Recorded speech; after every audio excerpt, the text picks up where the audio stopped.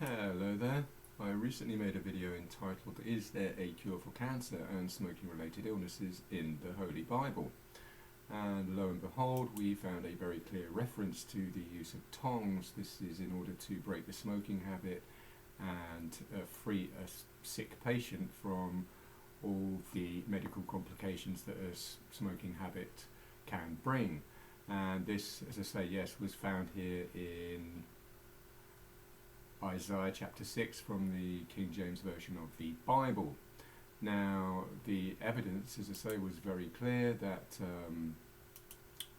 they were very clearly using tongs in biblical times in order to break this terrible negative pressure. First of all, tackle this issue, a simple medical fact: smoke plus negative pressure in the lungs equals a collapsed lung. A medical fact that has stood true for millions of years and will still be true in millions of years' time. And very clearly, tongs breaks this issue quite simply because the patient only has to breathe in and doesn't need a vacuum in their lungs in order to achieve the effect they're looking for. Now, the other interesting discovery here was that it could have been, tongs would or could have been used in conjunction with a holy grail, a vessel, a chalice type instrument, which the patient could use to inhale the THC into their mouth and then out through their nose. This is the smoke from the bottle, in order to create a layer of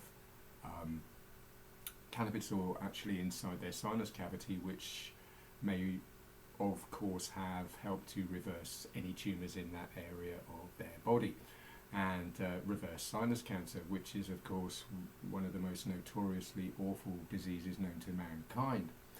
And the other interesting discovery here was that we can help not just a sinus cancer patient but any cancer patient from break their smoking habit and quite literally free them from this awful hamster wheel that they're caught on, which of course entails all the awful consequences that somebody who is hopelessly addicted runs into, which is of course all the cancer, all the stomach cancer, breast cancer, lung cancer, throat cancer, pancreatic cancer, etc., and hundreds of smoking related illnesses. And I tried to summarize the list here of benefits, which appear to be colossal in terms of actually using tongs to reverse all these cancers and smoking related illnesses and free a patient from this certain premature death by breaking the negative pressure,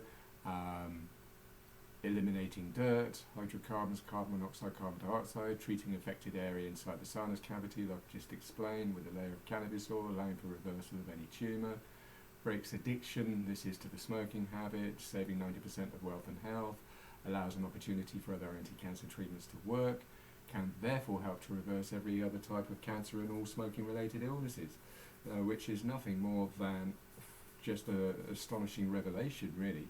And it was a little Bobby bonus I've added to the bottom here: 90% less crime, which is fairly obvious really as a consequence of adopting better lifestyle choices, quite simply, and addressing some bad habits. Now, what is of great importance here, what I missed in my previous video, and the whole point really of this video, is to draw attention to the fact that in ancient times it was illegal to cure sinus cancer, and the evidence of that is very clearly stated on here in the Bible in this verse from Isaiah chapter 6. If I read just these two verses, you'll see what I mean. I'll make it three actually, just to put it in a proper context. This is, of course, talking from the patient's point of view. Then said I, woe is me, for I am undone, because I am a man of unclean lips, and I dwell in the midst of a people of unclean lips. For mine eyes have seen the King, the Lord of hosts.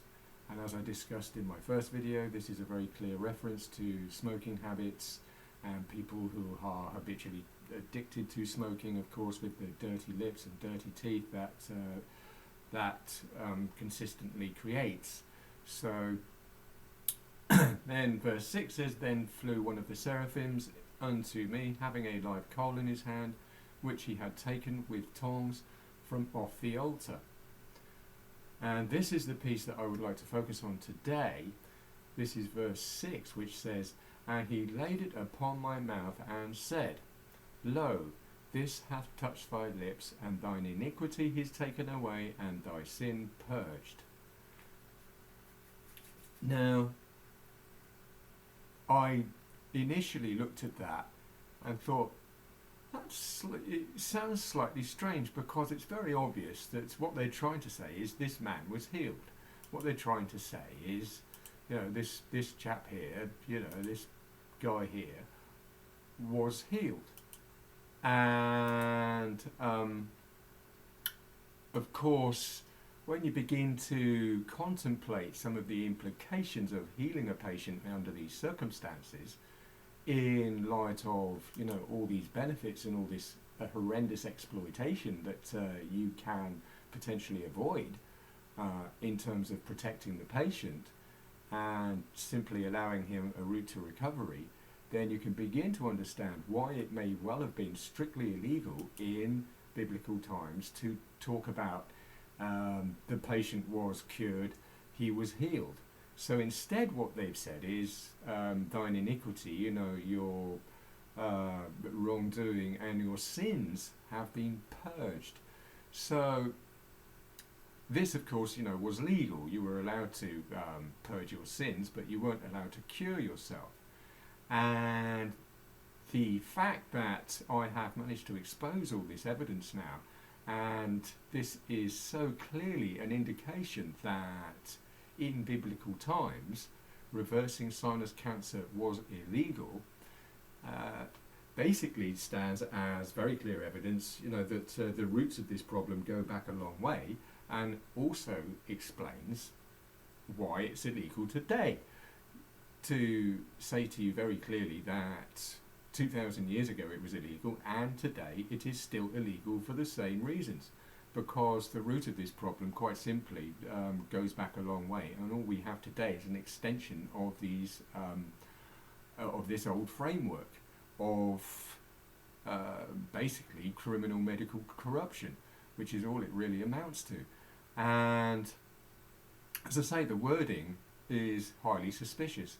Thine iniquity taken away and thy sin purged, when this guy is suffering from very clearly, all these smoking related illnesses, as just stated here in verse 5, the woe is me for I am undone. He's obviously desperately ill. Why does he need his sins purged? It's something that you may miss when you first look at it, but you look again and you realise, hold on, this is very suspicious, and there's a lot more to it. And I therefore, yes, would like to just take this opportunity to raise everybody's awareness to the fact that what we've discovered here is something momentous. That, yes, reversing sinus cancer has been illegal, not just for 2,000 years, but quite possibly much longer, 10,000 years or 20 or up to 50,000 years, which is astonishing. So, how do cancer research today manage to collect money when reversing cancer and sinus cancer, and of course, reversing sinus cancer, as I explained, effectively can help to reverse every other type of cancer known to man, because once we've managed to break this awful disease, we suddenly notice that we're far more able to reverse throat cancer, lung cancer, liver cancer, stomach cancer, which all thrives from the smoking habit, and all feeds, like lions do on meat, from this wretched addiction, and all this awful business. And as I say, as true today as it was thousands of years ago. I therefore say that, and suggest that what I have discovered and revealed and exposed here is vital evidence that we can use to push this investigation forward, quite simply, because it's now got to a point where it's undeniable, literally beyond any reasonable doubt. And on that note, I say goodbye and thank you.